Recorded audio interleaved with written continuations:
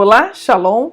Eu sou a professora Teresa Aquil e neste episódio eu quero conversar com você sobre o enigmático sonho que o Jacó teve, aonde ele viu anjos subindo e descendo de uma escada muito alta, cujo topo chegava até os céus. Mas antes de avançarmos na compreensão deste sonho, eu queria falar um pouquinho para você sobre o Jacó. Jacó era o filho caçula de Isaac e de Rebeca. Ele, na realidade, tinha um irmão gêmeo chamado Esaú, com quem ele negociou o direito da primogenitura. E exatamente por ele se tornar, então, o primogênito, ele recebeu do seu pai uma bênção especial, a bênção da primogenitura, o que deixou o seu irmão Esaú muito aborrecido. E para fugir de qualquer confusão pior ou maior que poderia ter com o irmão, o Jacó vai passar uma temporada na casa do seu tio Labão. E foi exatamente quando ele estava viajando para a casa do seu tio Labão, lá em Harã, que ele então, cansado da viagem, resolve parar e dorme. E quando ele dorme, ele tem então este enigmático sonho da escada. Vamos conhecer mais desse sonho?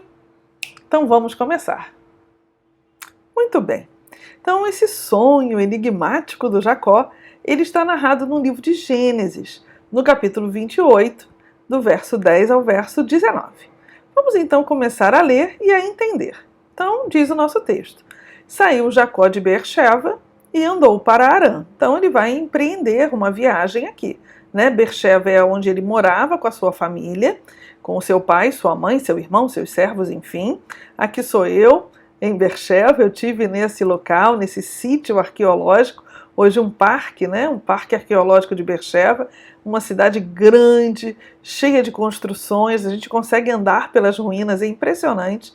Mas enfim, é o nosso querido Jacó, então, ele deixa a casa dos pais e ele vai empreender a sua viagem até Harã, que hoje daria 1.000 quilômetros de carro.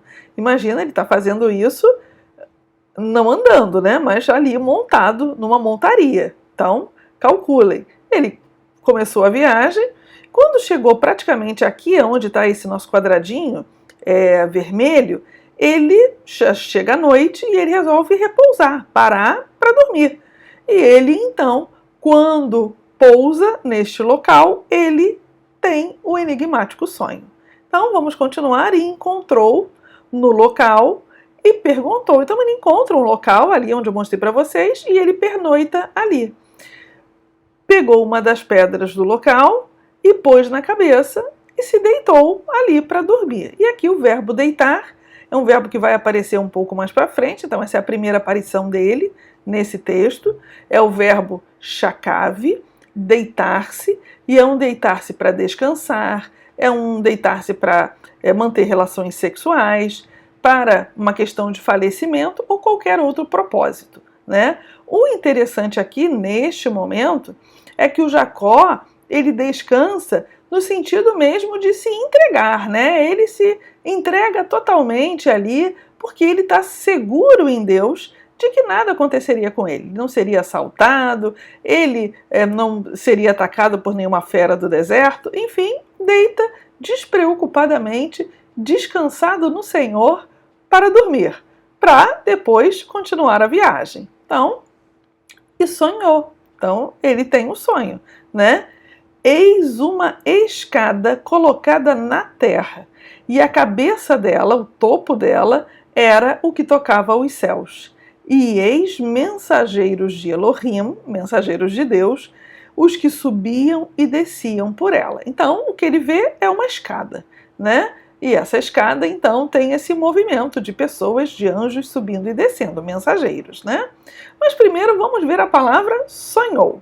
Então, halam é a palavra em hebraico, E ela é uma raiz primitiva para ligar-se com firmeza, e no sentido aqui nosso é sonhar. Na Bíblia hebraica nós encontramos 3 tipos de sonho. Primeiro, sonhos comuns, sonhos que as pessoas têm. Segundo, sonhos proféticos, como o de Jacó, como o de José, como o do faraó e dos seus servos, como o de Daniel, como o de Joel. E ainda temos um terceiro tipo de sonho, que são os sonhos dos falsos profetas, né? Aqui é muito interessante, né, a gente lembrar do que o Freud fala a respeito dos sonhos. Olha só o que ele diz em Interpretação dos Sonhos. Todo sonho é uma realização de desejo. Então, se o Freud está correto, o pai da psicanálise, eu acho que ele está, né? A pergunta que nos cabe aqui é: qual seria o desejo de Jacó que o fez ter esse sonho? Muito bem, vamos avançar e entender um pouco de uma palavra muito importante para que este sonho seja desvendado, que é a palavra escada, né? Em hebraico, a palavra é sulam. Sulam. Escada, neste caso aqui, é sulam. E ela é uma palavra que tecnicamente chama-se rapax legômenon. Essa rapax é uma palavra que só aparece uma vez na Bíblia hebraica. Sulam só aparece aqui, nesta passagem. Durante muito tempo, não se sabia o que significava, até que o acádio, a língua acádia, começou a ser popularizada e a gente percebeu então que existia um cognato acadiano de Sulam, que era similtu, tá? Similtu. Esse termo acádio serve para descrever a rampa ou as escadas dos zigurates, e ela era conhecida como escadaria do céu. Aqui vocês estão vendo um zigurate e aqui as escadas do zigurate. Esse é um zigurate de Ur, da cidade do Abraão, do vô do Jacó. Olha só, hein? Então a gente tem aqui, ó, o zigurate, né? Essas estruturas templárias, piramidais, e as enormes escadarias, né? Vamos conhecer um pouquinho do zigurate. Então, os assírios e os babilônicos, eles construíram muitos zigurates, que eram realmente, como eu falei, templos piramidais, com várias rampas, anexadas às paredes externas desse complexo, desse templo, né? E que conduziam tanto para dentro do templo, como para o topo desse templo. E aqui vocês estão vendo, olha, as escadas, né, passando por esse lugar, depois ele chega até o topo, né, ao observatório.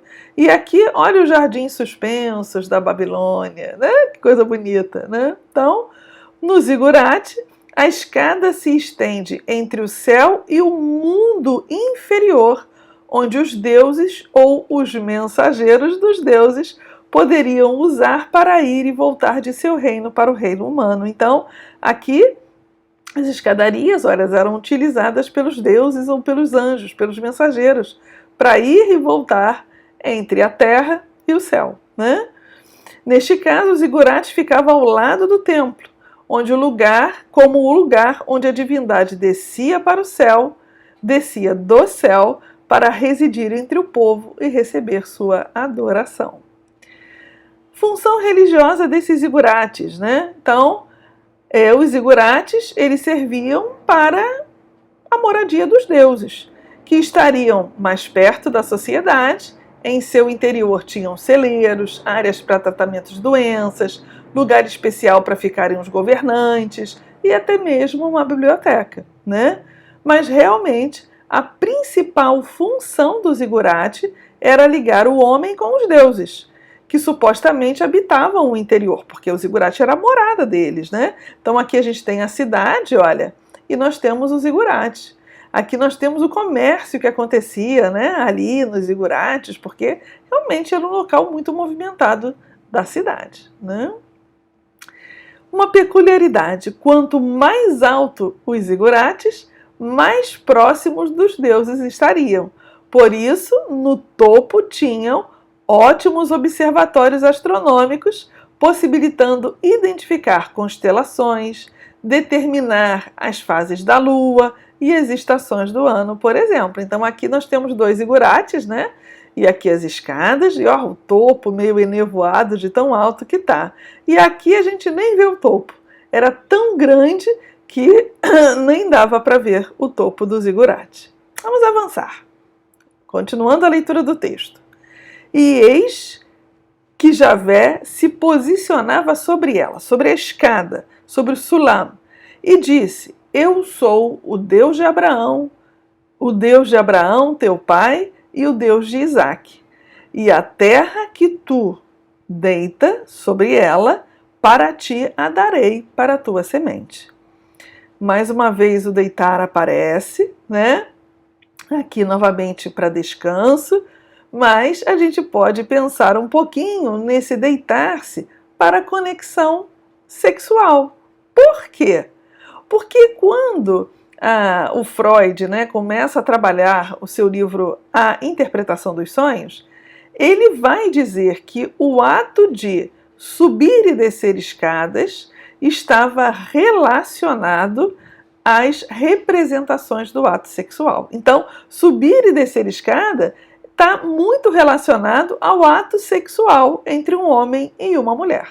E o que é mais assim interessante nessa história, assim que o Jacó ele acorda deste sonho e ele continua a sua viagem para Harã, quando ele chega em Harã, a primeira pessoa que ele encontra é a Raquel, a prima dele, filha do tio Labão, por quem ele se apaixona perdidamente e com quem ele vai se casar.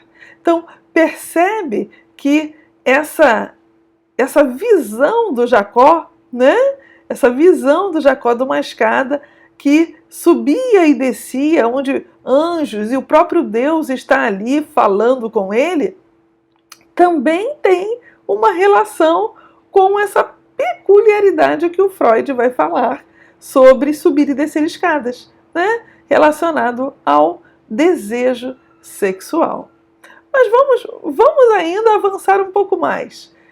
E será, continua Deus falando para ele, a tua semente como o pó da terra, e romperás ocidente e ocidente, norte e sul, e serão abençoadas em ti todas as famílias da terra fértil e da tua semente. E aqui a gente vai encontrar um triplo pacto, ou um pacto triplo, igual ao que Deus fez com Abraão.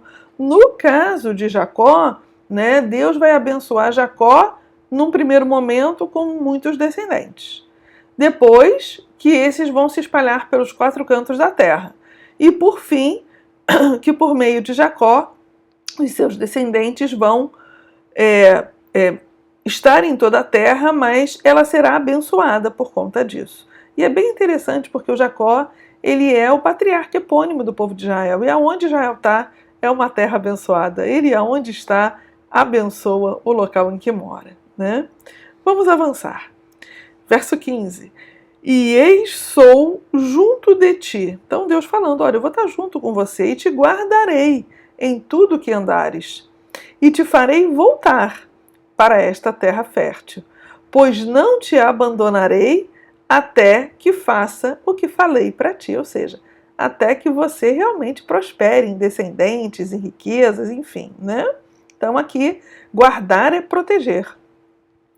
A raiz de abandonar, né, é afrouxar, ou seja, renunciar, falhar, abandonar, deixar, destruir.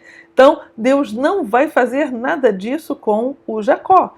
Deus não vai renunciar ao pacto que fez com ele, Deus não vai falhar com ele, Deus não vai abandoná-lo, Deus não vai destituí-lo de nada e Deus também não vai lançá-lo fora de nada. Ele está fechado ali com o Jacó.